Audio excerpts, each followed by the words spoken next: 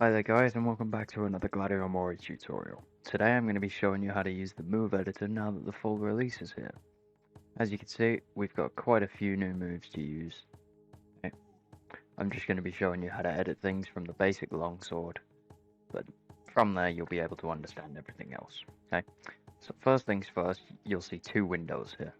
One is the animation window, which is where you'll have access to all the different movement icons. You'll be able to swap between rotate and move, so you can rotate certain limbs. Okay? And the other window is how that limb behaves in the physics. So if you see, there's a difference between left and right screen. The right screen plays it quite a bit quicker. The left screen is delayed by physics, air resistance, all the other simulation stuff that you don't need to worry about. Right? But this screen is how the move will actually look when you're done animating. Okay. Don't rely on this screen because sometimes there can be jankiness between them and it may not always work out well. So all I want to do is change the edit stance for the longsword, because I've never been happy with it holding it directly over his head. So I'll show you how to do this. First, we grab the hand that's holding the weapon, and we move that a little bit out of the way. As you can see, the elbow joints automatically accommodate that, but if the elbow is pointing in a direction you don't want, you can grab this green ball, move that around. Personally, for me, I'm more than happy with it where it is. So first, we'll bring that down.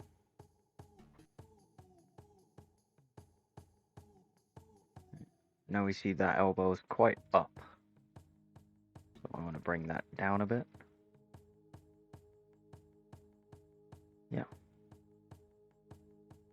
And then I'll do the same for the empty hand, bringing it across to be able to connect it with the handle.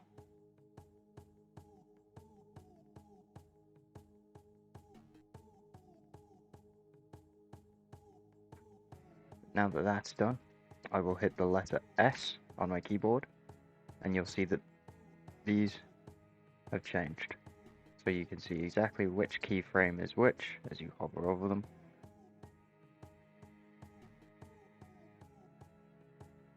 Now, if I go to the test, you'll see he's now holding the sword over to the right.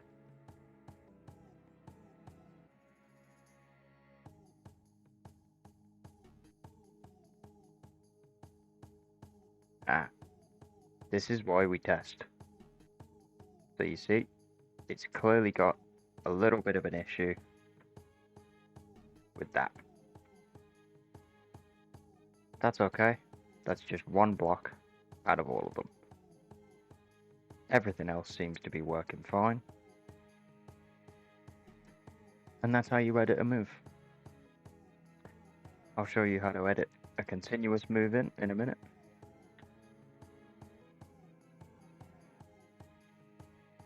So I won't save that because I'm not worried about it. And now to edit a repeating move.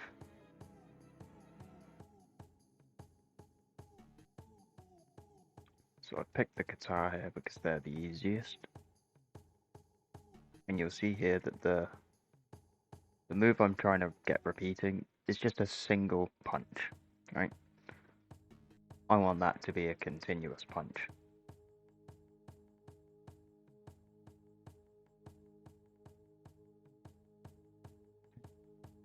As you can see on the physics window here, just by holding down the play button, I've now got a continuous left swing.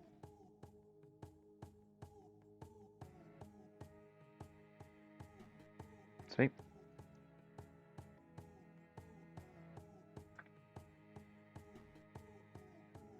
Now, you can filter so that you can select only things. There is also a shift and click drag to select more than that. You can move them around just by click and hold and then drag.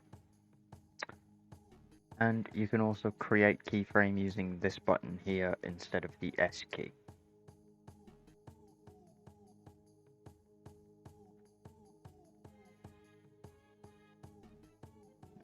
occasionally you will have to create a custom play at start move, which is this.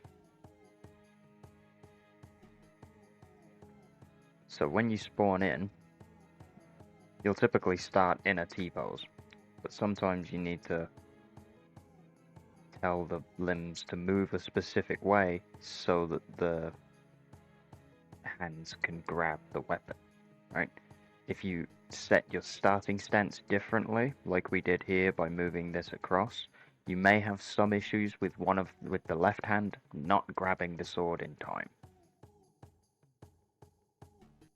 Okay, that being said, let's take 15 minutes and I'll make a complete custom moveset.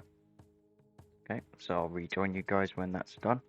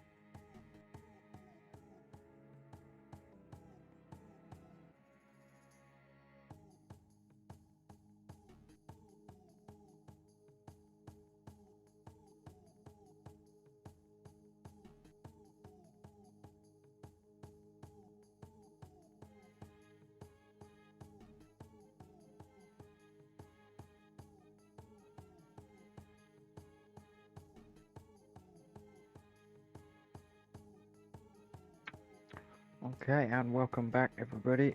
Now we're going to see how the moveset I've just edited stands up against some of the others I've made. Now I've got an advanced guitar, an advanced longsword who's using similar techniques as us, and an advanced sword and shield which is using a modified sword and shield build. This one.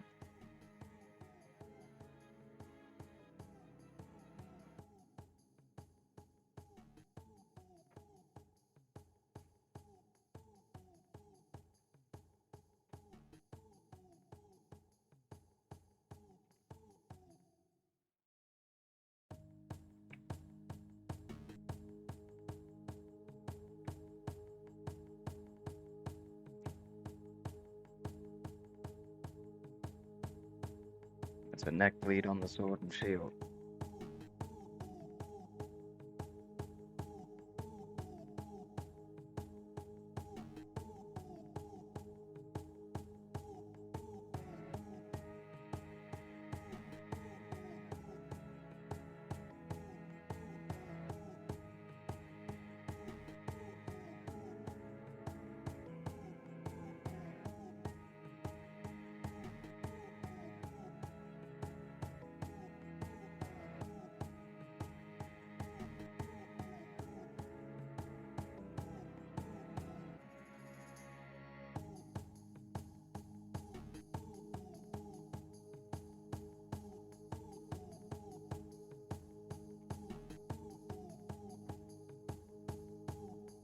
And there we go.